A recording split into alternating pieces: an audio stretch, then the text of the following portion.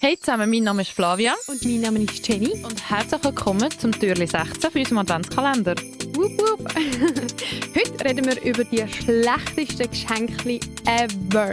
Vielleicht die schlechtesten, die wir schon jemandem gemacht haben, die schlechtesten, die wir bekommen haben und allgemein, was in unserer Meinung schlechte Geschenke sind. Genau. Willst du gerade starten? Ich starte mit einem Klassiker von schlechten Geschenken. Darf ich raten? Ja. Gutscheine. Das habe ich unter controversial. Aber nein. Okay, es kommt dann von Nein. später, ja. Wolltest du noch einmal raten? Nein, das ist jetzt mein... Okay, gut. Mhm. Also, ich finde, zu den Top 3 schlechtesten Geschenken gehören die Badebomben.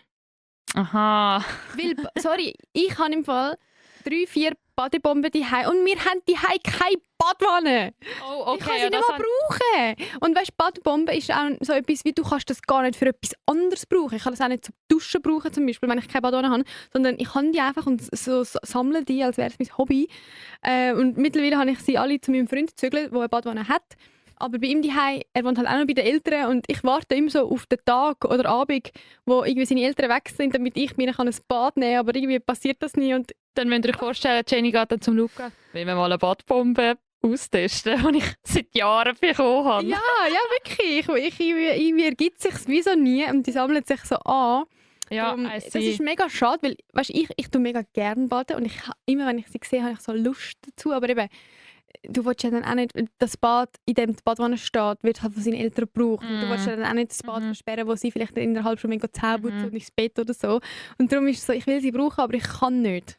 Also findest du es einfach ein blödes Geschenk, wenn man halt jemandem, ja... Ich finde wie Badebomben nur unter der Bedingung ein gutes Geschenk, dass man wie weiss, die Person hat eine Badwanne daheim, erstens. Und zweitens, die Person tut auch gerne baden. Es gibt eben auch Badwannen, also auch, es kommt auf Badbomben drauf an. Gewisse Badebomben hinterlassen dann die ganze Badwanne so fettig und glitzerig. Das ist dann auch scheiße, wenn du die ganze Badwanne musst putzen danach. Darum finde ich das eher schwierig. Da finde ich als Alternative dann lieber ein Duschgel. Nein, sorry, das ist so unkreativ. Ja, safe, aber das Würdest du dich über ein Duschgel freuen? habe ich mal bekommen von meinem Also Ex-Schwiegermami. Mal, ich würde mich schon über ein Duschgel Weil freuen, das wenn es kann man- fein schmeckt. Voll.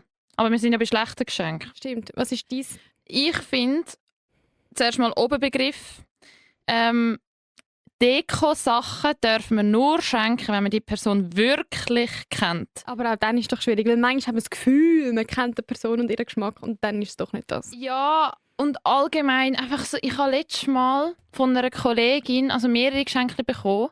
Und eins war einfach ein Glas, ein kleines Gläschen mit einer Pusteblume drin. Also Pusteblume soll ein Löwenzahn. Aber ja, Wenn wo halt schon verwelkt ist, aber noch halt rund. Das ist wahrscheinlich so eingefroren, weißt du, wie so ein Rose, wo ewig bleibt. Gefriergetrocknet, ja. Genau. Und es sieht ja ästhetisch aus, aber ich bin halt so, schau, mein Zimmer ist eigentlich schon voll. Ich tue jetzt die... Es ist auch ein Staubfänger. Ja, ich stelle ihn so dort an und ich so, ja schön. Also, Jetzt lebst du da mit einem Regal. ich habe mir schon vorgestellt, soll ich die einfach rausnehmen und wegpusten? Also, keine Ahnung. Aber wenn sie gefriert trocknet ist, Ja, pustet aber das nirgends Ich weg. probiere es. Aber nein, Kollegin aus dem Podcast, es tut mir leid. Ich habe im Fall extra Sachen genommen, so, wo niemand mir in letzter Zeit geschenkt hat, weil ich nicht wollte, so, dass jemand so denkt, Mann, okay, ist das schlecht. Ja, jetzt weiss ich es. Aber sie haben... Ja, nein, Ich meine, am Schluss zählt ja auch immer der Wille dahinter. Also es ist ja immer mega herzig, wenn man etwas bekommt. Aber eben, die einen sind halt ein bisschen besser durchdacht als die anderen. Was ich zum Beispiel auch nicht so ein gut durchdachtes Geschenk gefunden habe, es ist aber auch mega gut gemeint war, ist, ich habe von meinen Eltern mal, ich glaube zu Weihnachten, so einen Bürostuhl bekommen. Und ein guter Bürostuhl, ich will das nicht haten, ein guter Bürostuhl ist so viel wert. Weil wenn wir ehrlich sind, wir alle hocken so viel. Gut, im Büro, aber auch daheim am Pult. Dort habe ich noch studiert, bin ich auch viel daheim an meinem Zimmer an meinem Pult gehockt und habe nicht so keinen schlauen Stuhl gehabt. Aber der Stuhl hat mir nicht gefallen. Und er hat so Armlehnen gehabt. Ja. Und du konntest anschrauben. Und wenn ich die angeschraubt habe, ich konnte wieder nicht genug näher ans Pult hocken wegen der blöden Armlehnen. Und dann, also entweder, also weißt, am Schluss habe ich gar nicht so im Stuhl hocken, wie man dort drin hocken sollte, weil dann bin ich weit weg vom Pult. Und wenn ich am Pult hocken näher genug, bin ich wie so auf dem Rand vom Stuhl gehockt. Also das ist nicht ideal für Nein, dich. überhaupt nicht. Das ist so eine Fehlkonstruktion für mein Zimmer, sozusagen. Der Stuhl an sich, super. Aber mit meinem Pult zusammen und so, das hat auch nicht so Sinn ergeben. Und nachher? Ja, irgendwann habe ich dann habe ich das wie so beichtet, meine Eltern. Ich so, hey, ich glaube, wir müssen die Armlehne wegnehmen und so. Und er hat auch immer gequietscht. Ich weiß auch nicht, das könnte man wahrscheinlich Öl, Aber du hast nicht gesagt, hey, eigentlich gefällt er mir nicht. Doch, ich habe es glaube schon so ein bisschen offenbart. So. Und jetzt mittlerweile steht er im Büro. Also bei uns daheim im Büro, nicht mehr in meinem Zimmer. Ja. So, Nein, so bei so Sachen muss man sich ein bisschen absprechen. Ich habe auch mir immer einen Freitag-Rucksack, also Freitag-Ding-Tasche gewünscht, irgendetwas. Ja. Das Mami hat mir dann auch eine Tasche geschenkt und die sind ja teuer. Ja. Und ich habe beim Aufmachen, weißt du, wenn man stimmt. merkt, Ich finde es nicht schön. ja, ich habe beim Aufmachen, ich glaube, ich habe es noch ein bisschen gespielt. Ich bin so gewesen, wow, cool. Nachher die Tasche so angeschaut. Und meine Mami kennt mich ja. Sie im Nachhinein so, hey, wir können es im Fall umtauschen. Ich glaube, du hast mir erzählt, dass deine Mami zu dir gesagt hat, «Gell, Flavia, findest du nicht so schön?» Ja. Und da ist dann keine Sache, ich habe das Geld bekommen, bin dann selber mit dir. Ja, ich den Freitag-Rucksack gekauft. Ich weiss noch, wo Aber wir es das- ist kein schlechtes Geschenk. Was ich mal bekommen habe, habe ich ein bisschen persönlich genommen. Ich habe das Deo-Geschenk bekommen. Das habe ich auch auf der Liste. Parfüm/Deo. Erstens, was wolltest du mir damit sagen? Das finde ich vor allem ist bei Deo. Bei Deo ist doch unterschwellige Botschaft mit dabei. Weil, sorry, ein Deo kann sich jeder selber kaufen. Ja. Und ist auch ein bisschen persönlich im Sinne von, die einen wollen das ein Rollo, die anderen wollen einen Sprüher, die anderen wollen mit Aluminium, ohne Aluminium. Das ist ja mega persönlich. Also es ist eigentlich auch kein Zahnbürstchen oder so. Also außer das elektrisch. So, weißt du, so ein bisschen. Ja. Aber es ist so... Du schenkst auch keine Mundspülung, oder? Nein, es ist so... Es schenkt einfach kein Deo. Also... Ja, ausser, man hat eine persönliche Story dahinter. Ich finde Als Parfüm Gag. auch schwierig, weil Parfüm nur unter der Bedingung, dass du genau das Parfüm schenkst, das die Person schon braucht, Ja. also benutzt, Mhm. und du weißt, es ist leer. Mhm. So, dann kann sich die Person mit Kosten sparen und du schenkst es ihr noch. Mhm. Aber so eins, wo du im Laden ausgesucht hast, weil du es fein findest und du denkst, ja, das findet sie sicher auch fein. Nein, probier es nicht. Nein. Wirklich nicht. Nein. Ich finde noch Pralinen. Sorry, ja, das ist wirklich ein bisschen schwach. Also, Merci, ui, nein, merci Nein. Schoki. Also- Merci Schoki heisst, ich hasse dich. oder so, Ich kann dich nicht gern, lass dich nie mehr wieder blicken. Das heisst merci Schoki, ja, finde ich. oder so, wir sind nicht zu eng, dass ich noch etwas anderes überlegt habe und habe gedacht, irgendwie so ein bisschen, also ich würde dir nie einen Merci-Schoki kaufen, aber vielleicht, nein, an meinem Chef, ich weiß nicht. Weißt du, so, niemandem, wo ich eng bin. Das wäre Ja. sehr räudig. Ich finde, wie, wenn du merci sagen willst, dann kauf ein Kärtchen und schreib ein liebes Kärtchen und dann schickst du das Kärtchen oder drückst es der Person in die Hand. Wenn du wie etwas brauchst zum Danke sagen. Viel besser als merci Schoki, weil niemand hat das gern. Oder man hat nur die gewisse Sorte gern und alle anderen bleiben dann im Kühlschrank ein halbes Jahr, weil niemand Ja, ich habe das Gefühl, wie viele Leute haben abgelaufene Merci-Schachteln die haben. Ja. Was auch noch, finde ich, ist kein gutes Geschenk, ist Raumduft. Weißt du, das mit den Stäbchen. Ist genau das gleiche wie Parfüm. Ja, Das muss jeder selber für sich daheim entscheiden, wie man will, dass es schmeckt. ja, es ist halt schon mega individuell. Ich habe mal an meinem Götti-Bub, glaube ich, ein blödes Geschenk gemacht. Also ich habe es eigentlich cool gemeint. Was? Aber ich glaube, er hat mehr Freude gehabt mit einem Spielzeugteppich. Weil er checkt es gar nicht. Ich habe ein Aufnahmegerät.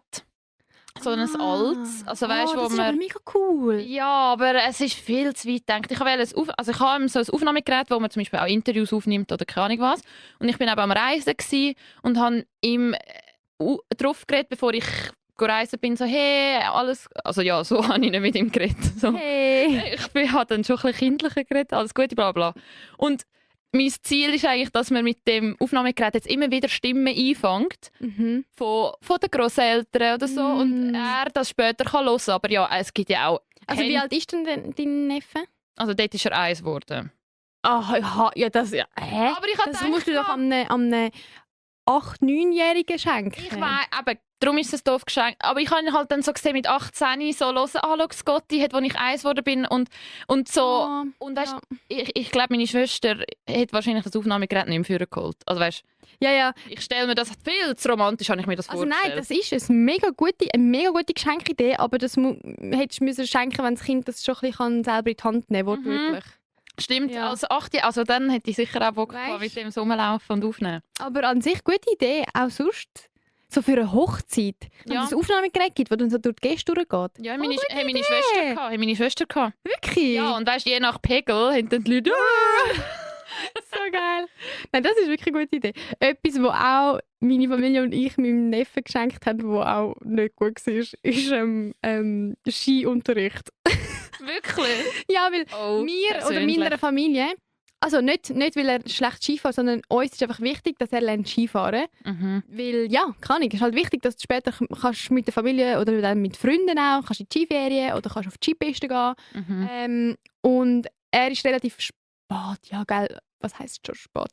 Das erste Mal auf der Ski gestanden. Und mir ist so gewesen, es wäre gut, wenn du glaub, mal so eine Skischule machst, wo dann Montag bis Freitag eine ganze Woche lang Skischule hast. Den ganzen Tag. Mhm. Und dann haben wir ihm das geschenkt und er hat richtig Anschiss gehabt. Wirklich Anschiss.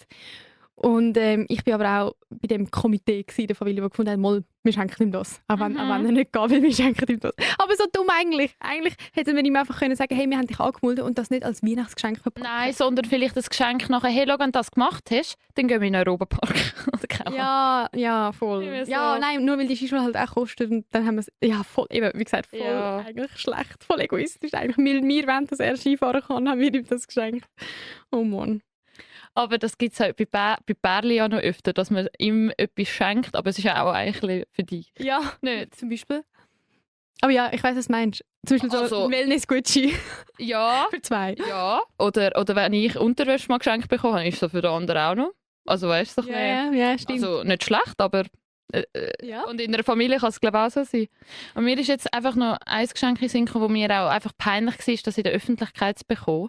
Oh. Ich war in der Sek, bin im Klassenraum gehockt und ein Klassenkollege von mir hat auf den Geburtstag mir eine Glasschale gefüllt mit allem Ich glaube, ich weiss, was mit kommt. Süßem und zoberst drauf hat es 3 Kondome gehabt.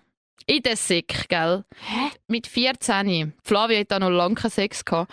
Und er ist aber in dieser Lektion nicht bei mir in der Klasse gewesen, weil er irgendwo anders war. Und die Lehrerin hat mir das Geschenk gegeben. Oh Und Gott. die Lehrerin ist zu laufen gekommen und hat mir das übergeben. Und ich zuerst gemeint, das sei nur Süßes. Dann schaue ich oben drauf und jetzt 3 Kondome. Und die hat wahrscheinlich auch gedacht so... Und ich so... Aber eigentlich Ja. ist es doch gar nicht peinlich für dich, weil du kannst ja wie nicht dafür, was du geschenkt bekommst, sondern ein bisschen peinlich für ihn. Ja, der Oder hat am peinlichsten für die Lehrerin. Nicht? Nein, wir haben es eher eng gehabt, aber ich fühle mich dann schon ein bisschen, also wenn ich das Exposed. Kondom geschenkt bekomme, wenn ich noch nicht mal, also da denke ich mir auch so weißt du, so, was denkt jetzt die Lehrerin? Bin ich irgendwie, weißt du, vielleicht... Ist etwas umgegangen und jetzt- darum schenkt man dir Kondom? Oder? Ja, so à la, du magst gescheiter verhüten nächstes Mal. Also weißt du, ich kann mich ja, so... ja. Hä? Was sind die für eine komische Klasse mit Kondom? Ja, es ist ja nur... 14. Hä? Ja, vielleicht hat sie die Person... Es ist schau, in dem Alter ist das doch so hihihuhu. Ja. Ja. Ich finde noch etwas, auch ganz klassisch, wo man schenkt, so, wenn jemand irgendwie neu mit also umzieht, auszieht, dann gibt es doch so die Geschenkkörbe, die Essensgeschenkkörbe, Mhm. also Antipasti und so Sachen Ja. drin sind. Mhm. Ich finde das ein bisschen uncharmant, wenn man so einen fertig kauft Ja. und verschenkt. Aber, Das können wir in der nächsten Folge diskutieren. genau, Wenn es um gute Geschenke geht. genau. Ich wollte es gerade sagen, wenn man den Mhm. Essensgeschenkkorb selber macht, Mhm. finde ich wiederum ist das ein gutes Mhm. Geschenk. Da habe ich auch noch, wegen Gutschein, die ich vorher eben gesagt habe. Ja. Da gibt es auch so Varianten, so eben, wenn du einfach ich habe ja so viel mal geschenkt bekommen, ja, einen Tag in Zürich. Ja. Super. Sehr cool, ich liebe die Zeit zusammen, aber letztes Mal habe ich dann der Kollegin wie Daten angeschrieben, weißt du, so 3 Wochenende, wo sie Wo du das ankreuzeln verschenkt kann. hast. Ja. Dass man wie schon etwas fixt, weil sonst, sorry, so scheiß Gutscheine. Auch mein Vater, ich habe ihm mal als Kind so einmal massieren. Einmal das. Das hat er immer noch, ich habe es nie gemacht. Also, weißt, Ja, voll. Ich muss sagen, an dieser Stelle beichte ich habe auch schon ein paar Mal so Sachen verschenkt und habe dann einmal vergessen, dass ich dieser und dieser Kollegin das Ja. mal geschenkt habe. Und dann sind sie so und schreiben mal, hey, wann haben wir eigentlich das mal machen? Und ich bin so, oh shit. Ja, schwierig mit den nächsten paar Wochen. Aber ja, stimmt. Ich habe ja gesagt, ich mache das mal mit dir. Weißt du, ich muss mir anfangen, das aufschreiben, wenn ich das verschenke. Ja. Oder wie du sagst, gerade wie so etwas konkret fixen im Moment, wo man es schenkt. ja. Weil sonst versandet das und dann ist es vergessen Ja. und die Person enttäuscht. Dann schreibst du mir lieber einfach eine Karte. Ja, weil wirklich. Ja. Aber gut, was wir finden, sind gute Geschenke. Das gehört ihr im nächsten Türli. Und das ist zwar nämlich schon morgen. Ja. Genau. Hört morgen rein, um erfahren, was wir coole Geschenke finden. Sachen, die wir schon gerne bekommen haben oder gerne verschenkt haben. Und vielleicht hilft es euch ja auch ein bisschen jetzt noch als Inspo. Voll, als Last-Minute-Inspo. Hey, ja, danke fürs Zuhören, fürs Einschalten und bis morgen. Ciao zusammen.